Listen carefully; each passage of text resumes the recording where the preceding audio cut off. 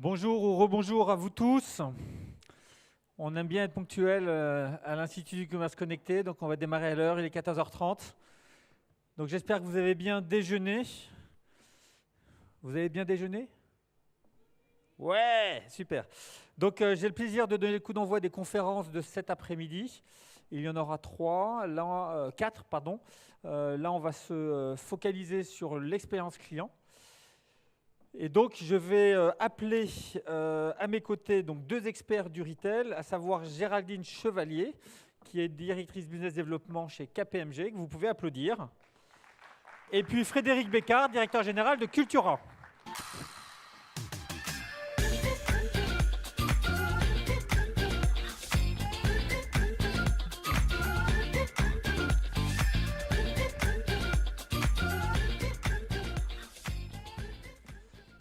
Alors, je vais demander à ceux qui viennent d'arriver de bien vouloir vite prendre position. Et nous, on est dans les starting blocks pour démarrer cette conférence. Alors, l'expérience client, on en parle beaucoup. On sait que c'est clé aujourd'hui pour le retail, pour continuer à capter à la fois de nouveaux clients et fidéliser ses clients existants. En revanche, on associe souvent l'expérience client avec la satisfaction client et assez peu avec la performance économique. Et donc, on va s'attacher pendant cette demi-heure à échanger sur le sujet. On vous laissera également 10 minutes de questions-réponses. Donc, vous pouvez vous connecter sur le site slido.com. Ça a très bien fonctionné ce matin. Saisir le code que vous voyez, donc hashtag CID, et ensuite taper votre question.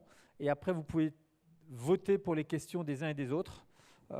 Et on répondra à un maximum de questions en fin de conférence. Donc, l'expérience client est un sujet clé, et c'est pour ça que KPMG a décidé de mener une enquête très approfondie sur le sujet auprès d'enseignes françaises. Mais c'est aussi une étude qu'il mène dans d'autres pays à l'international. Et donc, on va avoir un premier partage de Géraldine sur le sujet. Et après, ça sera intéressant de confronter les résultats de cette étude avec donc Frédéric Bécard, qui est le nouveau directeur général de Cultura. Alors Géraldine, à toi de nous présenter en quelques minutes cette étude qui a fait pas mal de bruit dans le monde du retail, mais c'est toujours intéressant de rebalayer, elle est assez récente, de nous rebalayer les grands enseignements de cette étude.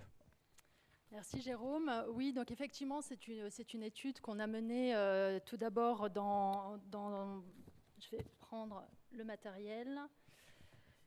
C'est ici pour défiler? Oui, non. Peut-être sur le vert? Merci. Ok, merci. Donc c'est une étude qu'on mène en fait depuis 8 ans dans un certain nombre de pays dans le monde. Et la grande spécificité en fait cette année, c'est que nous l'avons menée sur le marché français. Ah, ça ne veut pas avec moi. Voilà. Donc on a interrogé 5000 consommateurs sur leur expérience avec 250 marques. Sur ces 250 marques, on en a classé 122 puisqu'il fallait un minimum de 100 répondants pour pouvoir prétendre être classés. Et on a mené cette étude sur un certain nombre de secteurs, donc une dizaine de secteurs, en particulier 2 dans le retail avec la grande distribution, la distribution alimentaire et la distribution spécialisée. Donc à ce titre, je précise ici qu'on a fait donc une sélection de marques pour avoir une représentativité dans chaque secteur. Donc cette année, Cultura ne figurait pas dans le panel, mais elle y figurera l'an prochain avec un certain nombre d'autres marques et également certains secteurs qu'on ne couvrait pas encore cette année, qu'on couvrira l'an prochain. Je pense notamment au secteur de l'automobile. Oh, pardon, je suis allée trop vite. Je peux revenir en arrière. Voilà. La grande spécificité de cette étude, c'est qu'elle repose sur 6 piliers qui aident à mieux appréhender la performance de l'expérience client. Donc ces 6 piliers, quels sont-ils? Donc le premier, vous le connaissez, la personnalisation. Comment une marque s'adresse-t-elle à moi en particulier? Comment elle individualise son discours pour que je rentre en connexion émotionnelle avec elle? Deuxième pilier, le temps et l'effort. Quel effort, quelle énergie je vais devoir consacrer pour avoir une expérience de qualité avec la marque? Troisième pilier, les attentes. Est-ce que la marque répond aux besoins que j'ai? Est-ce qu'elle anticipe des besoins que je n'aurais pas encore exprimés? Quatrième pilier, l'intégrité. Est-ce que je me sens en confiance avec la marque? Est-ce que je la trouve fiable? Est-ce qu'elle tient ses promesses? Le cinquième pilier, la résolution. Dans quelle mesure la marque anticipe-t-elle les problèmes pour éviter leur survenance? Et s'ils apparaissent, quelle est sa promptitude à répondre aux problèmes? Et le dernier pilier, l'empathie. Quelle est l'intimité qui est créée entre la marque et moi? Donc ces 6 piliers ont une grande vertu, c'est qu'ils permettent, dès lors qu'on a donc les résultats, à une marque d'identifier sur quel pilier elle va devoir plus précisément travailler, soit pour améliorer son indice de fidélité, soit pour améliorer son Net Promoter Score. Donc, une fois qu'on a dit cela, je pense que vous attendez de savoir quel... Alors non, je vais un peu vite. Je vais vous faire encore patienter un peu pour le classement. Je vais d'abord vous parler des grandes études, des grandes tendances qui ressortent de l'étude. Donc, ici, on en relève 5, toutes connectées au fait que l'expérience client est là pour améliorer également la performance de l'entreprise. Donc, première grande tendance, et ce, quel que soit le secteur, ce n'est pas réservé ici au secteur retail, l'expérience client est universelle. C'est-à-dire qu'en tant que consommateur, je vais comparer mes différentes expériences, quel que soit le secteur de la marque concernée. Je donne un exemple, si je suis sur un site web, je vais comparer le paiement sur le site au one-click payment d'Amazon. C'est-à-dire que je vais prendre les meilleurs du marché sur un certain nombre de critères et ça va devenir mon standard que je vais comparer aux différentes expériences que je vais avoir. À ce titre, dans ceux qui sont arrivés les meilleurs au classement, tous ont partagé avec nous qu'ils se comparaient à des marques d'autres secteurs, donc totalement différents de leur secteur d'activité sur la notion d'expérience client. Deuxième grande tendance, les priorités des clients varient suivant les pays. Donc effectivement, en France, les 2 piliers qui sont arrivés en tête, ce sont la personnalisation et l'intégrité. Et par exemple, en République tchèque, le premier pilier qui est arrivé, c'est le temps et l'effort. Cela signifie quoi? Cela signifie que si on souhaite s'étendre sur un nouveau pays, on va pouvoir adapter l'approche au pays sans considérer donc qu'un modèle va être duplicable partout. Il va falloir effectivement apporter une customisation locale. Un point important, c'est que le pilier intégrité, en revanche, est apparu dans les 2 meilleurs du classement partout, enfin dans tous les pays où on a mené l'étude. Donc la notion d'intégrité, de fiabilité, de confiance, elle est majeure. Troisième grande tendance, l'humain et le physique jouent un rôle clé. Donc ça, c'est vraiment apparu dans notamment tous les verbatims des consommateurs qu'on a interrogés. Ils sont en recherche d'une connexion, ils sont en recherche d'une expérience, et cette notion d'expérience, elle passe par l'humain. Il y a certaines marques qui l'ont compris, et beaucoup d'entre vous le savent déjà également, mais notamment par exemple la Maïf, qui vous le verrez apparaît très bien dans notre classement, il y consacre beaucoup d'attention, et par exemple pour leurs clients motards, ils les mettent en relation avec des conseillers à distance, au téléphone, qui sont eux-mêmes motards, pour qu'ils puissent avoir un échange et une connexion personnelle plus privilégiée. Quatrième grande tendance, toute l'entreprise se doit d'être connectée à la stratégie client.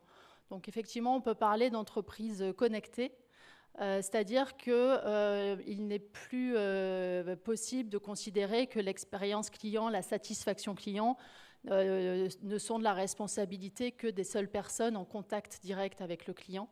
Il faut bien que chaque service de l'entreprise soit connecté à cet enjeu.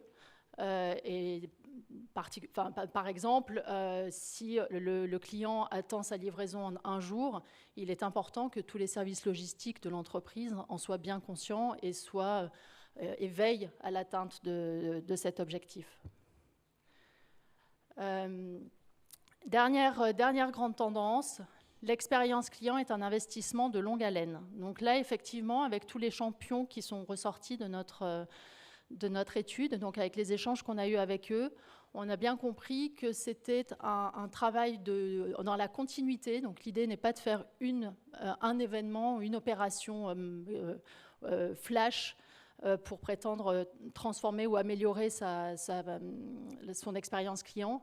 C'est bien un travail dans la durée.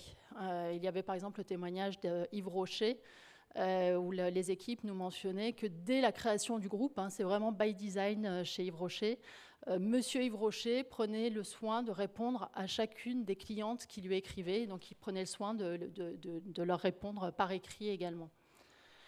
Donc ces 5 grandes tendances, elles se retrouvent vraiment dans tous les secteurs qu'on a analysés.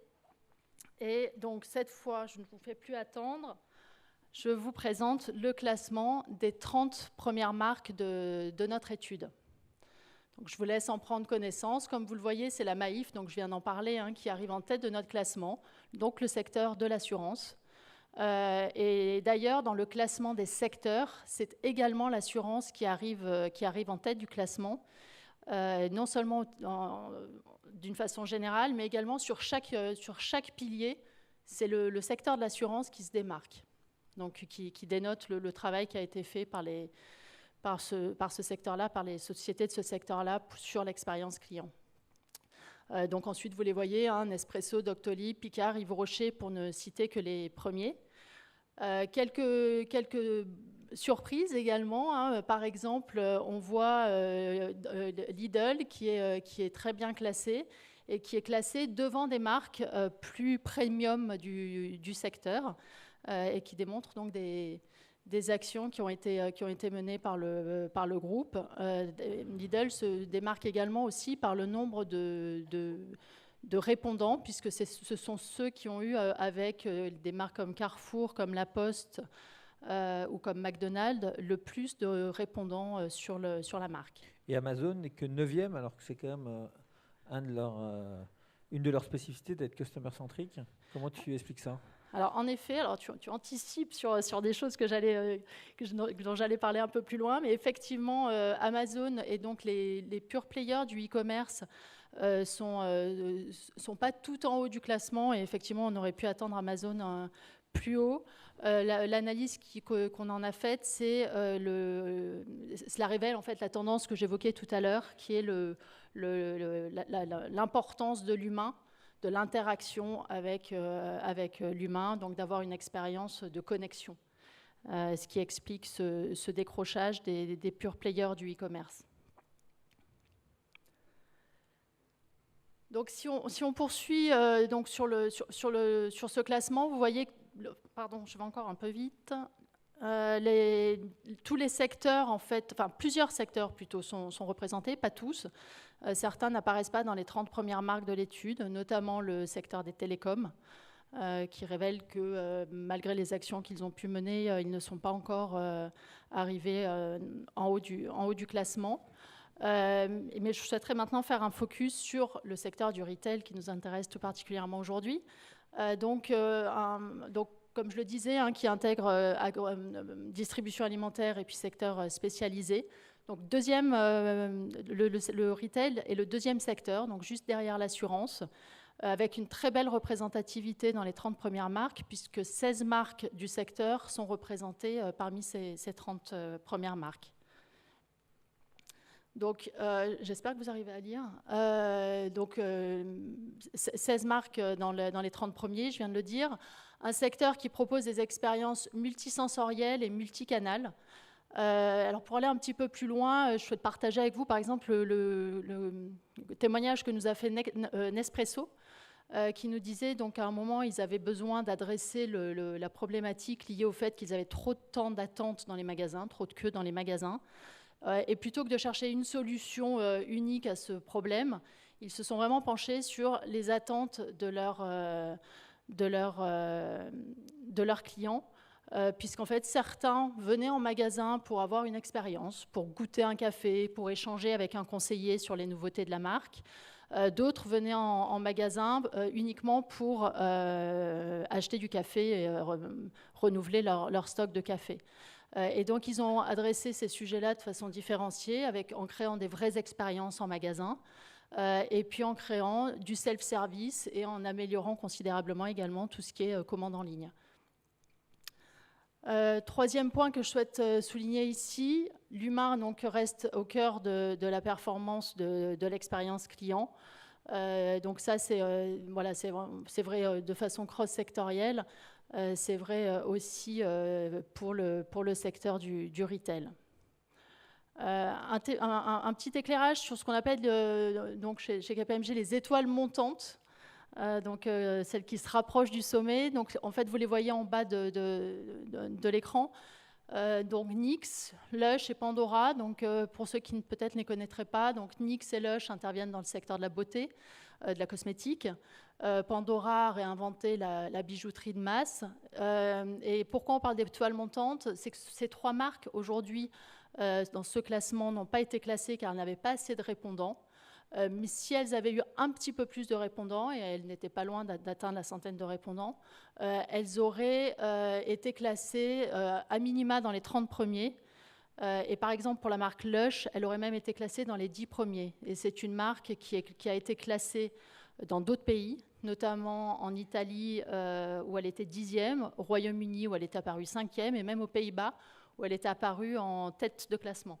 Donc, sans doute des marques intéressantes à scruter par rapport à ce qu'elles proposent en termes d'expérience client, sachant que les verbatims des consommateurs qu'on a eus pour ces marques mettent vraiment en avant l'expérience que les clientes ont en magasin. Donc, on revient sur cette idée d'humain et de recherche d'expérience. Dernier point, une grande disparité dans les résultats. Donc, vous le voyez ici, en fait, par rapport à d'autres secteurs où les marques sont assez groupées sur un niveau d'expérience client, sur le secteur du retail, on a des très grandes disparités, puisqu'on l'a dit, hein, on a une très belle représentativité en tête de classement. Et d'ailleurs, dans les 10 premiers, on a 6 sociétés classées donc, qui appartiennent au secteur du retail. Mais on a aussi des marques qui apparaissent vraiment en queue de classement. Donc cela, on l'explique comment? Eh bien, essentiellement par une disparité dans les modèles, hein, puisqu'on est sur des expériences qui vont être différentes selon qu'on est sur de la distribution spécialisée ou de la grande distribution. Et puis également des attentes des consommateurs qui ne vont pas être forcément les mêmes. Et ce qui explique d'ailleurs qu'un certain nombre de marques premium ne sont pas bien classées parce qu'en fait le niveau d'attente de leurs consommateurs est plus élevé que pour d'autres marques plus entrée de gamme.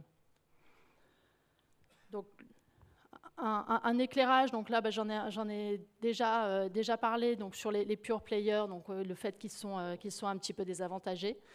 Donc vous le voyez, leur notation est du coup un peu en dessous de la moyenne du secteur du retail. Donc pour résumer, ici vous voyez des témoignages de nos champions. Donc on a notamment interrogé Nespresso, Picard, Yves Rocher et Maïf. Mais là pour le coup on est uniquement sur le retail, donc Nespresso, Picard, Yves Rocher. Et leur témoignage relève vraiment les tendances qu'on a relevées, c'est-à-dire d'une part que l'expérience client est universelle, et donc il y a besoin de se comparer à l'ensemble du marché. Expérience client qui nécessite que toute l'entreprise soit connectée. Et là, par exemple, je peux vous donner le témoignage de Picard qui nous disait toute personne qui entre dans l'entreprise a une formation sur l'expérience client et sur la façon dont on doit prendre soin de notre client, dont on doit interagir avec le client. et ce, quel que soit son grade, puisque même les stagiaires qui ne viennent que pour quelques semaines ou quelques mois dans l'entreprise reçoivent cette formation. Donc, ce qui témoigne l'importance que Picard accorde à ce sujet. Et puis, pour conclure, effectivement, tous les champions nous disent que c'est un travail dans la durée, que c'est un travail qu'ils ont initié depuis au moins une dizaine d'années, qui nécessite de l'exigence et qui réellement, effectivement, n'est plus simplement pour eux un simple indicateur de satisfaction client, mais qui est bien intégré totalement à la notion de performance de l'entreprise. Super, merci Géraldine. Alors, fait quand même surprenant, Cultura est la 3e enseigne préférée des Français, derrière Grand Frais et Decathlon, et devant Amazon, Fnac, qui sont notamment ses concurrents sur un certain nombre de secteurs comme l'édition, et ne figure pas dans votre palmarès. Alors, pourquoi ? Eh bien, effectivement, oui, comme je l'évoquais, donc la méthodologie a prévu la sélection d'un certain nombre de marques. On souhaitait avoir une représentativité dans les 10 secteurs qu'on a adressés, ce qui nous a obligés malheureusement à être un peu à ne pas pouvoir couvrir l'ensemble du marché. Mais comme je l'évoquais, l'édition 2019 sera plus large en termes de représentativité des marques et également des secteurs. On va, compte tenu de l'intérêt qui a été porté à l'étude, on va étendre effectivement cette étude à d'autres acteurs. Très bien, merci Géraldine. Alors Frédéric, je m'adresse à toi, donc retailer. Cultura, c'est quand même une enseigne qui a un ADN bien spécifique. Et donc comment tu animes avec ton comité de direction l'expérience client au sein de l'enseigne vis-à-vis de vos différents clients? La base de l'animation de l'expérience client, c'est déjà pour nous, si on regarde l'expérience client omnicanal et la relation client, c'est d'avoir une lecture unique des choses. Donc une des premières choses qu'on a posées, c'est évidemment le chiffre d'affaires, la vision client ne doit pas être partagée à un seul endroit de l'entreprise, mais avoir une vision unique de chiffre d'affaires, qui est donc tout le chiffre d'affaires de l'entreprise se lit dans chacun des magasins. Et donc le chiffre d'affaires du e-commerce ne se lit pas à côté, mais il se lit bien dans le chiffre d'affaires. Ça permet notamment qu'en termes d'expérience client, quand un client rentre en magasin, qu'il a acheté un produit sur le site cultura.com, il ne se retrouve pas dans un magasin qui lui dise « vous l'avez acheté sur le site cultura.com, renvoyez-le au site cultura.com ». Donc c'est vraiment la vision du client unique. Et on le retrouve aussi dans la vision du client unique, avec le fait qu'aujourd'hui on a interagi, tous nos systèmes sont aujourd'hui interagis, et on est capable de suivre le client depuis le réseau social jusqu'au service client, jusqu'au cultura.com et potentiellement demain en magasin. L'animation aussi, ça passe évidemment par des métriques très claires. Et donc il faut des outils de mesure. Donc on a mis en place des outils de mesure. Donc la première outil de mesure, c'est les réclamations clients qui sont partagées dans l'entreprise, mis à diffusion, que lit le management, que je lis tous les jours pour savoir ce qui se passe et prendre la température des attentes. Et on voit plein d'irritants qui nous permettent d'être résolus au niveau des clients. Et on demande à nos directeurs de magasin ou à notre management de répondre directement aux clients. Et ce n'est pas donc un service client qui répond uniquement aux clients, mais c'est bien le directeur de magasin qui reprend contact avec le client. On a mis en place un système de mesure qu'on appelle le barreau web, qui fait qu'après chaque achat, on a 10 000 à 12 000 clients qui notent leurs achats et qui donnent donc des indicateurs de mesure pour chacun des magasins. 10 à 12 000 clients par an? Non, c'est à peu près par semaine, à peu près, qui vont poster au fur et à mesure de leurs achats. 10 à 12 000, et qui vont poster, qui répondent et qui nous permettent, nous, d'interagir avec eux. Et puis dans la mesure client, dans l'animation des équipes, Cultura est très... Notre modèle, c'est je me cultive, je crée et j'apprends. La notion d'apprentissage est essentielle à travers des ateliers, des écoles qu'on a mis dans chacun de nos magasins. Et le taux de remplissage et le recrutement de ces clients par l'apprentissage nous permet d'avoir un contact direct avec des clients qui sont en train de pratiquer et dans lesquels on n'est pas dans un acte commercial. Donc c'est fait partie de nos outils de mesure, en fait, à travers l'apprentissage, le baromètre web et le suivi de nos relations clients directement par le management. Puis aussi dans les métriques d'animation de nos équipes vis-à-vis du client, il ne faut pas oublier les fondamentaux du commerce. C'est-à-dire le prix et la disponibilité produit. Si le produit n'est pas disponible, voilà. Donc c'est partie des choses qui sont essentielles pour nous. Le dernier point, et que je mets au même niveau que ces indicateurs de métriques, c'est l'animation managériale. Ce qui est percuté dans le commerce aujourd'hui, dans la transformation digitale, et c'est ce qu'a exprimé magnifiquement Géraldine, ce qui est percuté, c'est toute la relation qui existe entre le collaborateur, le passeur d'envie chez nous, et le client. Et c'est cette transformation-là qu'on est en train de vivre. Et donc, en fait, il faut accompagner notre management et nos équipes dans la transformation de cette relation. Et ça change tout. Ça change les missions en magasin, ça change le modèle de management et ça change le style de leadership que l'on doit avoir dans chacun de nos magasins, favorisant la responsabilité et l'autonomie au plus près du client, parce que c'est là où ça se passe. Et du coup, vous arrivez à suivre un NPS par magasin? Oui, à travers le baromètre web, et ça nous permet d'avoir un indicateur par magasin. Et donc, on voit quotidiennement ou de façon hebdomadaire le ranking de nos magasins selon ce type d'indicateur. Et comment vous avez réussi à faire en sorte que cette expérience client ne soit pas imposée par le siège, mais elle soit aussi spontanée et issue de l'initiative de chaque magasin? Ben, c'est exactement ce qu'on était en train de décrire un peu précédemment. Il faut remettre le management et le leader au cœur de la réponse. C'est-à-dire que ce n'est pas une personne aux fonctions support de façon centrale qui répondent pour tous les clients.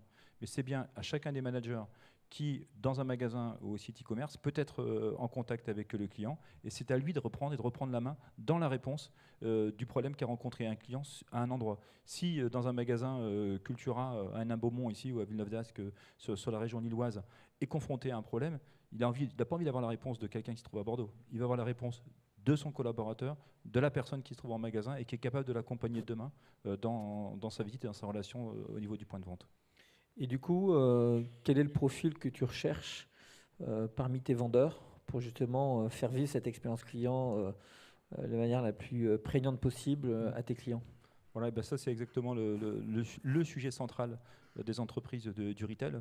Et la technique ne fait pas tout, la technique est importante, etc., etc. Nous, on redit, ce qui fait la différence profondément, c'est nous. Ce qui fait la différence, ce sont nos équipes, ce sont les passeurs d'envie. Et c'est un terme, Géraldine l'a rappelé, qui est un terme de long terme. C'est un terme qui est historique chez nous, chez Cultura, parce qu'il date de 98, année où l'entreprise a été créée. Et le terme de passeur d'envie, ce sont pour nous les conseillers de vente, ce sont des passeurs d'envie.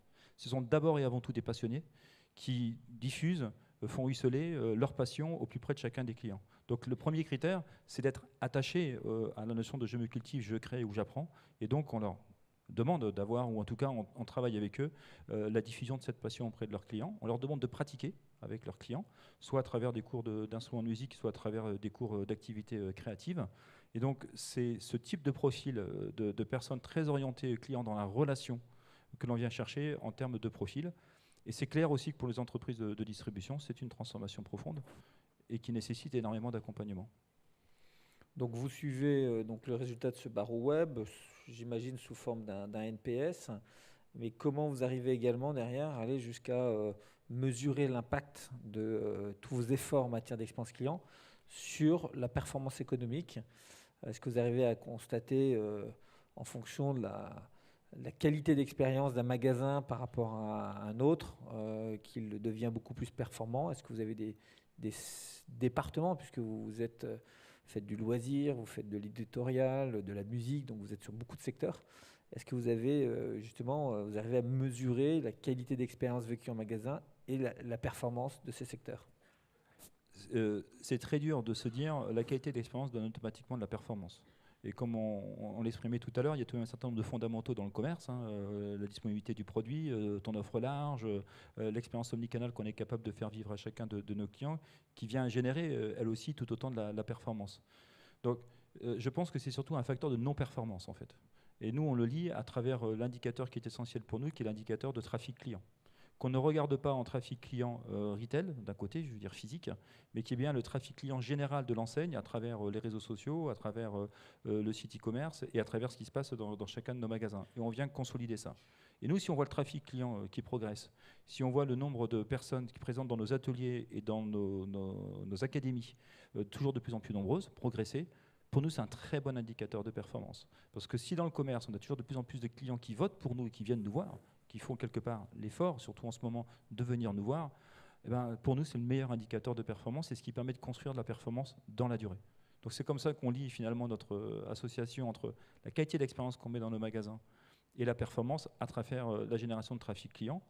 Et puis après, la deuxième chose aussi, c'est qu'on est une enseigne qui performons à surface comparable, historiquement, sur des marchés qui sont tous un peu compliqués. Comme le livre, par exemple, je dirais, vous êtes libraire, c'est une grosse part de votre chiffre d'affaires.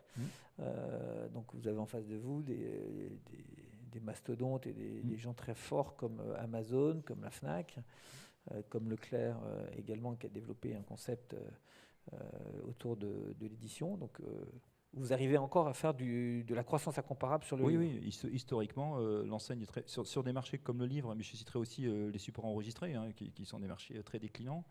On opère sur les marchés de l'instrument de la musique, qui sont aussi à certains endroits compliqués. Mais c'est vrai que c'est la richesse de notre offre qui va faire la différence. Et on est capable aussi, évidemment, de performer sur ces marchés, encore une fois, par la qualité de la relation qui existe entre chaque conseiller de vente et chaque client.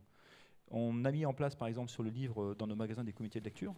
Ces comités de lecture sont aujourd'hui pour nos clients une source d'épanouissement et de développement qui est extrêmement importante, qui leur permet de rentrer en contact avec des auteurs et qui permet de rentrer en contact avec des libraires qui sont eux-mêmes passionnés et qui partagent leur passion au plus près des clients. On a mis en place un prix Talent à découvrir. Donc ce prix, encore cette année, donc, au mois de septembre, on a décerné le prix Goncourt, puisque nous avions le prix Goncourt cette année dans notre liste Talent à découvrir dès le mois de septembre. Et nous avions aussi le prix Goncourt des lycéens, le Diop, qui était cette année identifié dès le mois de septembre par nos conseillers de vente, par nos libraires, accompagnés par des clients qui ont participé au comité de lecture cette année, et avec Gilles Le Gardinier. Donc on a 500 personnes, à moitié clients, à moitié libraires Cultura, qui ont donc travaillé, sorti une liste et donné cette qualité de sélection. Donc vous avez compris, si vous voulez connaître le Goncourt 2019, il faut interroger les passeurs d'envie, pas les vendeurs, les passeurs d'envie de Cultura, et ils pourront vous renseigner. Alors Géraldine, du coup, je voudrais te poser une question. C'est au-delà de l'expérience de Cultura qui nous a été parfaitement démontrée par Frédéric, quelles sont, vous, en tant que cabinet de conseil et d'audit, quelles sont les conséquences vertueuses que vous arrivez à détecter chez les retailers? Donc, quand je dis vertueux, c'est en termes économiques, que vous arrivez à détecter chez les retailers qui ont une superbe expérience client. Donc effectivement, l'expérience client devient vraiment un indicateur, un indicateur en tant que tel de performance, là où c'était un indicateur plutôt d'activité pendant un certain temps. Aujourd'hui, c'est vraiment intégré totalement pour les entreprises les plus vertueuses aux indicateurs réellement de performance économique de l'entreprise. Et à titre d'exemple, par exemple, on a découvert un fonds d'investissement qui choisit d'investir dans des sociétés qui ont un niveau de satisfaction élevé. Donc, ils choisissent des leaders de la satisfaction client, des leaders de l'expérience client pour choisir leur cible d'investissement. Ils ont même développé une méthodologie qu'ils appellent ROC, donc Return on Customer, qui leur permet d'analyser les entreprises qui ont la meilleure expérience client, la meilleure satisfaction client. Ça leur permet de choisir leurs investissements. Donc ça va jusqu'à ce type d'initiative. Intéressant. Donc on va maintenant vous laisser poser vos questions. J'espère qu'elles ont déjà été posées. Je vais demander à la régie de les afficher à l'écran pour qu'on puisse essayer d'y répondre du mieux possible. Il n'y a pas de questions, si. Voilà, très bien.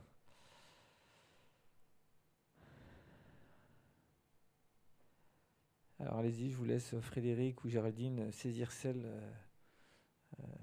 qui vous intéresse. Pourquoi une enseigne comme Decathlon n'est pas classée? C'est la même réponse que celle que je faisais effectivement pour Cultura. Et effectivement, c'est aussi une marque qu'on a identifiée comme devant apparaître au classement pour la future édition. Alors c'est aussi une première question qui est intéressante, c'est pour KPMG. Faites-vous la mesure auprès des collaborateurs des entreprises que vous étudiez, pour vérifier l'adéquation entre la vision interne, qui peut être très positive sur leur expérience client, et le ressenti client, voir s'il y a un iota entre les deux, un fossé entre les deux ou pas. Alors, pas au titre de l'étude que je viens de décrire, hein, qui était vraiment sur la base d'une interrogation des consommateurs, mais effectivement, c'est un sujet qui est extrêmement présent chez KPMG, et notamment, enfin, qu'on appelle, mais que le marché appelle la symétrie des attentions. Et on constate effectivement à quel point il est important de, entre guillemets, prendre soin de ses collaborateurs si on veut qu'ils puissent prendre soin de leurs clients.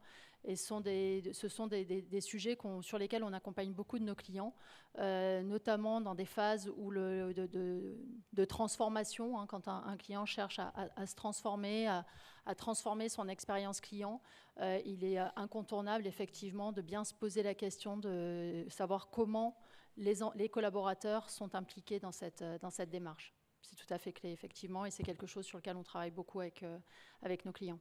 Alors Frédéric, une question pour toi. Comment envisagez-vous le passage en caisse de demain dans vos magasins? J'ai vu la question pointer, je me doutais que tu allais me poser la question. Là, dans la transformation du retail, la transformation omnicanale que vivent toutes les entreprises de retail aujourd'hui, je pense que c'est là où se passe de façon la plus visible, la plus symbolique, les transformations qu'on est en train de vivre. L'encaissement tel que l'on connaît aujourd'hui va être complètement percuté dans probablement les mois qui viennent et les années qui viennent, évidemment, par tout ce qui est en train de se passer en termes d'évolution technologique. L'encaissement va toujours rester, il y aura toujours un encaissement traditionnel, je pense, dans nos magasins. Il y aura un encaissement en libre-service par le client. Il y aura un encaissement mobile par le vendeur. Et il y aura un encaissement mobile par le client. Et je pense que l'évolution de l'encaissement, c'est ce qu'on est en train de décrire ici, c'est toutes les formes d'encaissement possibles vont être réunies à un seul et même endroit dans le magasin physique. Et ça percute l'organisation des magasins et ça percute les missions des magasins, puisque évidemment, ça repose la question des personnes qui sont en train d'encaisser aujourd'hui, hein, et comme c'était rappelé ce matin dans la conférence, qui peut être parfois assez pénible pour nos clients, et ben c'est tant mieux, c'est une opportunité pour nous de transformer ces heures au service du client, au service de la passion et de la transmission de la passion auprès de chacun de nos clients. Mais demain, probablement, à vitesse grand V, l'encaissement sera porté sur le mobile et directement par le client. On en parlait encore récemment avec Jérôme. J'ai passé 2 ans en Chine, donc voilà quoi. La carte bancaire et le passage en caisse, c'est des choses qui se terminent. Ils sont à la reconnaissance faciale. J'ai fait l'expérience encore très récemment là-bas. Bon voilà quoi, vous prenez reconnaissance faciale, vous prenez votre produit, vous sortez et vous avez été débité directement sur votre smartphone sans être passé par une quelconque passage caisse. Donc c'est ça qui arrive demain et ça va arriver. Très bien, écoutez, le temps court, on ne va pas pouvoir répondre à toutes les questions. En tout cas, merci de votre participation. On peut applaudir Frédéric et Géraldine. Merci. Merci à vous. Et donc, la prochaine conférence sur le B2B commence dans 5 minutes. Donc, je vous invite à rester ici si elle vous intéresse. On aura également 3 conférenciers de renom. Pierre-Olivier Brial, qui est le directeur général délégué de Manutan, très belle société du B2B qui s'est transformée très tôt. On aura également Jean-François Mathieu, qui est le Chief Marketing Officer d'UPS Europe, donc une belle entreprise aussi internationale. Et enfin, on aura donc un nouvel entrant sur la scène B2B française, qui est Probox, donc une nouvelle société du groupe ADO, qui s'est constituée il y a quelques mois avec son directeur général Pascal Lefebvre. Voilà, donc merci et à tout à l'heure pour cette conférence qui démarre dans 2 minutes.